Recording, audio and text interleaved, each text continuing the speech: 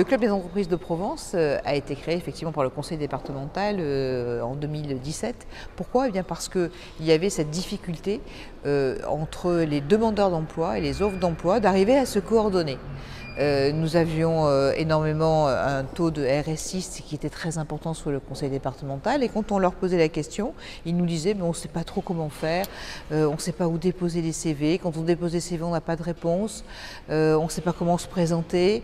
Donc, et de l'autre côté on avait les entreprises qui nous disaient nous on n'arrive pas à trouver du personnel, c'est compliqué, on perd du temps pour cela. Donc l'idée a été de rassembler les entreprises pour les aider à mieux trouver à mieux répondre à leurs offres. Donc nous travaillons en partenariat également avec Pôle emploi. Nous avons également créé le Forum de l'emploi où il y a plus de 7000 personnes qui viennent une fois par an, hors période Covid bien sûr, au conseil départemental pour être en relation avec les entreprises. Et puis c'est du B2B et on arrive comme cela à avoir une amélioration du taux de chômage sur la totalité du territoire. Je travaille en étroite collaboration avec le conseil départemental, notamment pour les recrutements. Eux nous apportent des candidats, des personnes qui n'auraient pas forcément accès à l'emploi ou qui n'oseraient peut-être pas répondre à des annonces parce que des fois ils ont du mal à écrire ou à refaire un CV, une lettre de motivation.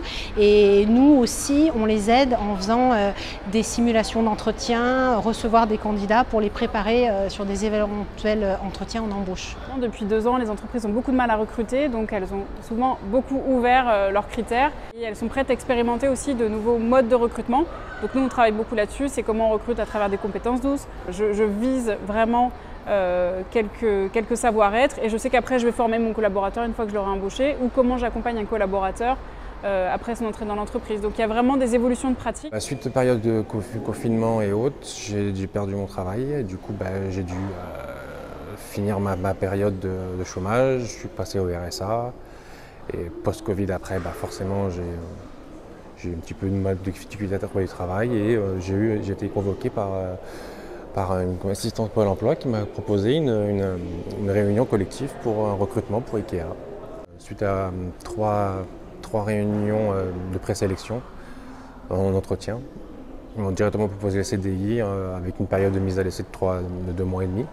Et nous avons permis sur la totalité des 79 000 RSI, c'est bien d'avoir 10 000 RSI qui ont pu retourner à l'emploi. Alors on a eu une période où les chiffres ont augmenté pendant la période Covid parce que malheureusement il y avait beaucoup de personnes qui rentraient dans la file active mais qui n'en sortaient pas.